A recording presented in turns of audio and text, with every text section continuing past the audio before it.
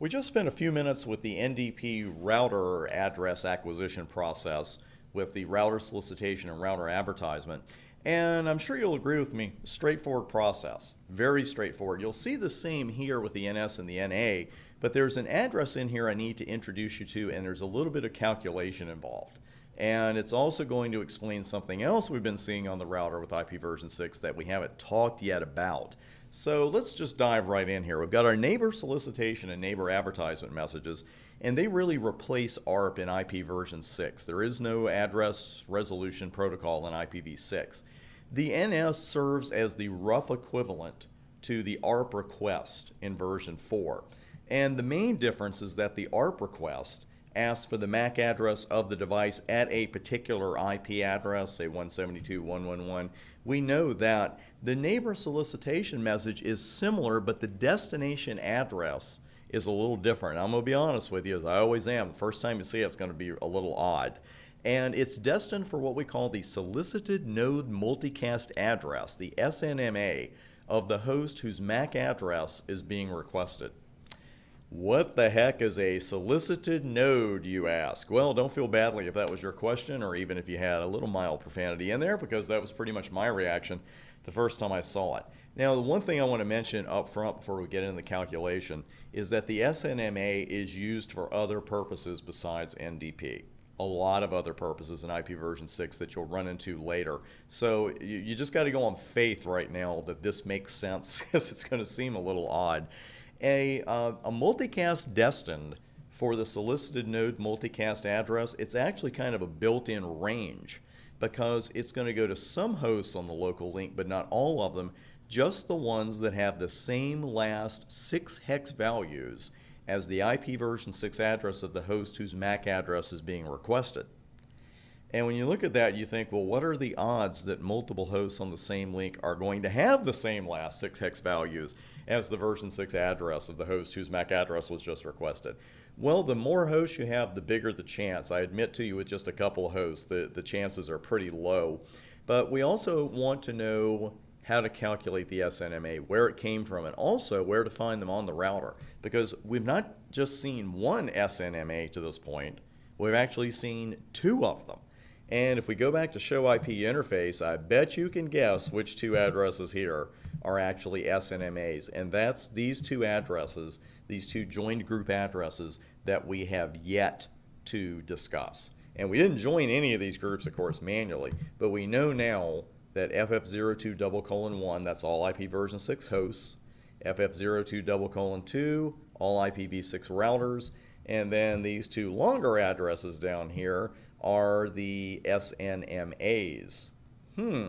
Also, the end of one of those might look a little familiar if you look elsewhere. We've got a 990 up here at the end of our link local address. I don't know if that's a coincidence or not. We're going to find out here very, very shortly as we talk about how to calculate the SNMA. And by the way, the reason that we saw 2 SNMAs there is that one is for the global unicast address and the other is for the link local address. Now, how did the router come up with these SNMAs to begin with? Well, here's the deal. The SNMA always begins with FF02:1 FF. Now, I put the uncompressed format up there for you, but you don't even need to do that. If you just take the last 6 values of either the global unicast address or the link local address and tack them on to the end of FF02:1 FF, you're done. That's it. That's all there is to the SNMA. The only thing you got to watch here, Bulldogs, is this.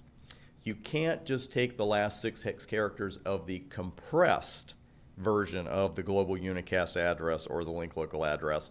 You have to uncompress them and get the last 6 characters. So let's do a little practice here. What are the last 6 hex characters of our global routing address when it is uncompressed?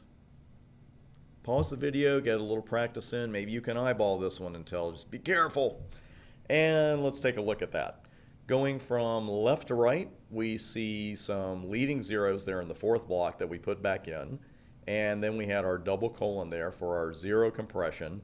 And since we had 5 blocks here, we need to go up to 8, so we put 3 blocks of zeros in. And then for that final block, we put the leading zeros back in 000, and this is the uncompressed address. These are the 6 characters you need to add to the end of the SNMA prefix. And then frankly, you're done. So if you just put 00:0001 on the end of that prefix, you get FF02:1, FF00:1. And that's leading zero compression, of course, applied to the last block. And you want to go ahead and do that because you know when you check your work on the router, then the router has already done the compression. Does this match one of the 2 group addresses that we have up here? It sure does. FF02, I'll even slide it over for a comparison there. FF02:1, FF00:1. So the theory holds up perfectly, and we know that that is the SNMA for our global unicast address. So this one, and you would suspect just by looking at it, it ends with 990. This must be the one for the link local address. But how did we get there? How did the router calculate that? Let's go ahead and walk through this one. What are the last 6 hex characters of our link local address? And you can pretty much do that one just by looking at it. I don't think you'd have to write that one out, but doing the uncompression practice is a good deal. So let's have a look at it uncompressed. At the beginning of the address, which we're not terribly worried about right now, but if we're uncompressing it, let's uncompress it. We know we see 5 blocks overall in the compressed address, so we know that zero compression is representing 3 blocks of zeros, so we put those in. The block with 21B, we put 1 leading 0 back in. The 6th block is fine. The 7th block is fine. And in the 8th block, we needed to put 1 leading 0 back in, and that's a pretty important leading 0. So the last 6 hex characters here are C20990. So you tack that on to the end of the SNMA group, and that's what you get. FF02:1, FFC2:990 with leading 0 compression, of course, applied to the final block. Does that match the last remaining group on the router? And I hope so. Let's take a look. And it does.